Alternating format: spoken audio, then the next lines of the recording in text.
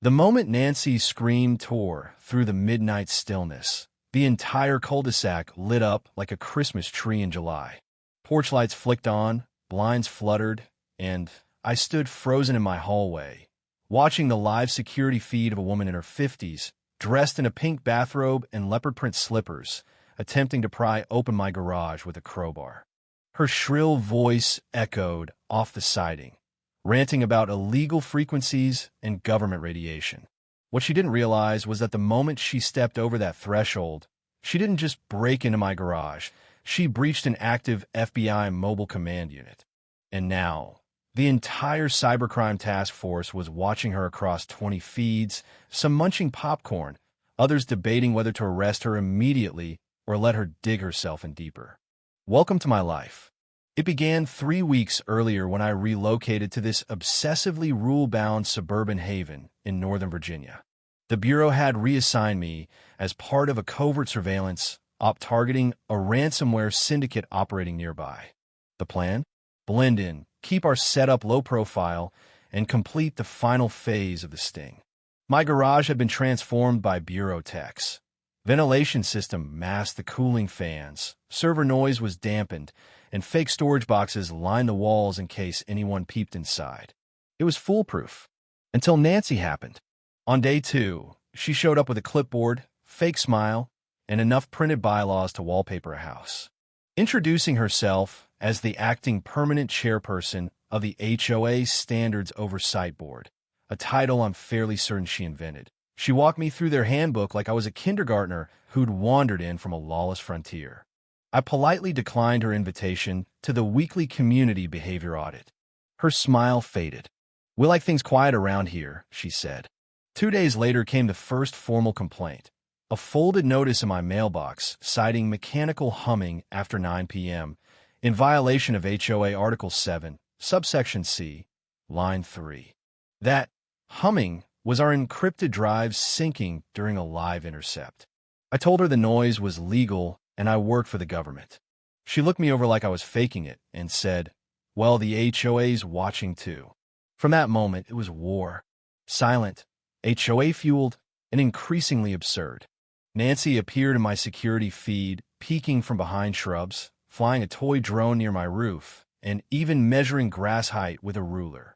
I filed a complaint. Naturally, it was dismissed. Nancy reviewed all complaint herself. Then came the package incident. A decoy tech shipment was mistakenly left on my porch. Within minutes, Nancy was on camera inspecting, shaking, even sniffing it. Later, she rang my doorbell and demanded to know what the vibrating Amazon box contained. I warned her about federal crimes. She scoffed. "I have a right to know what's in my neighborhood."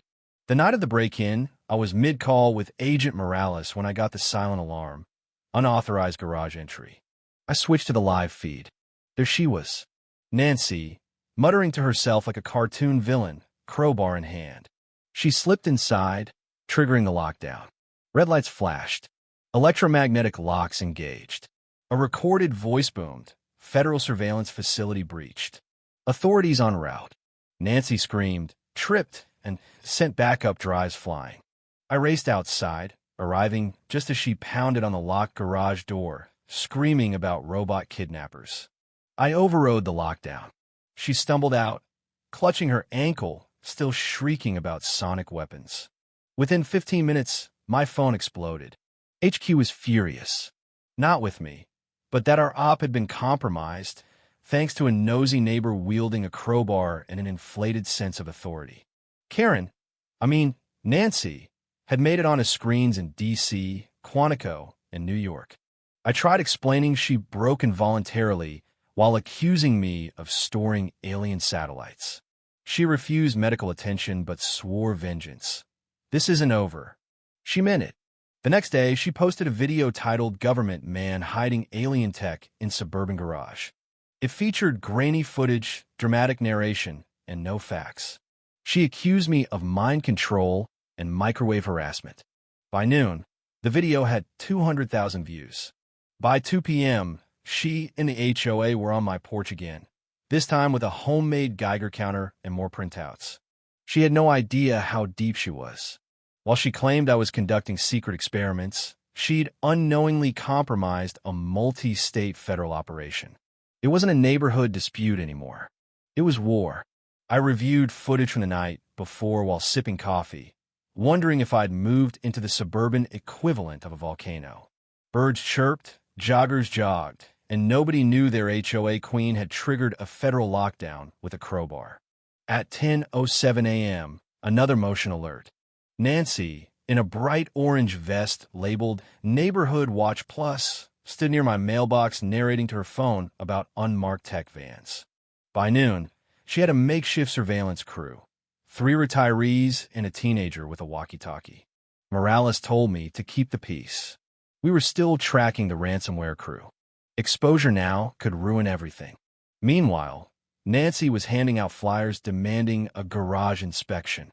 Later, she held a public HOA meeting. With sock puppets, she reenacted her break-in as a patriotic stand against tyranny. She got a standing ovation. Then, she motioned to inspect my property.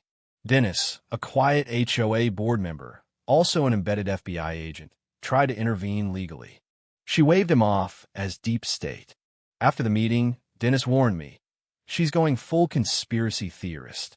Worse, she contacted someone she thought was a reporter, actually a low-level associate of her cybercrime target. That night, I watched her patrol the block. Morales called. A rogue wireless node had appeared. It was routing through her Wi-Fi. She clicked a phishing link on a fake HOA website. Her network was now a relay for criminal traffic.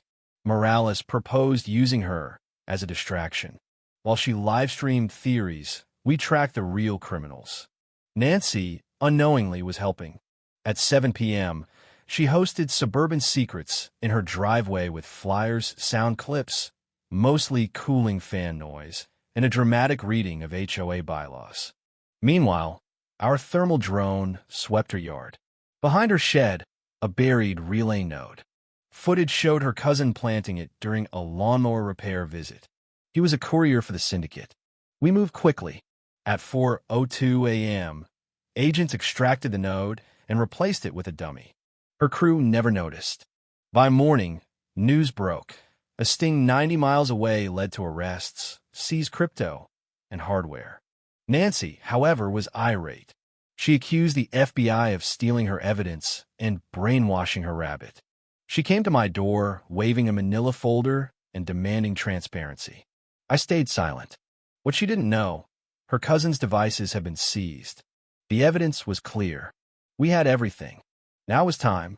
On Saturday morning, Jacket Man, our final target, arrived for a meetup at a country club. He was arrested on-site with hard drives.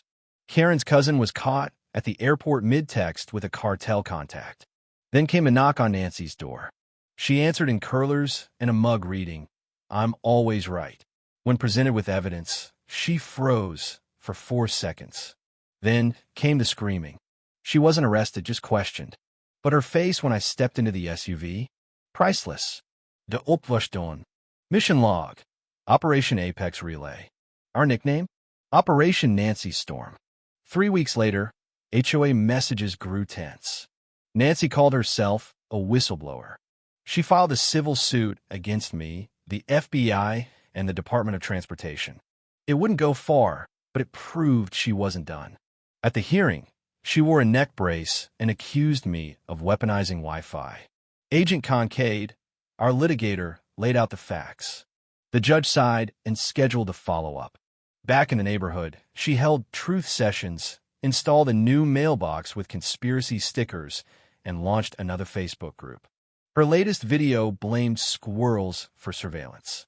As I prepared to move back to Quantico, a new neighbor moved in, Agent Ramos. The Bureau was embedding long-term. Nancy had been just one crack in a wider dam. When she saw Ramos, she launched a new theory about federal agents infiltrating suburbia. Within a week, her new group lost most followers after a rant about bird feeder mind control. The night I left, I walked the block. Neighbors waved. Nancy recorded me silently. Let her.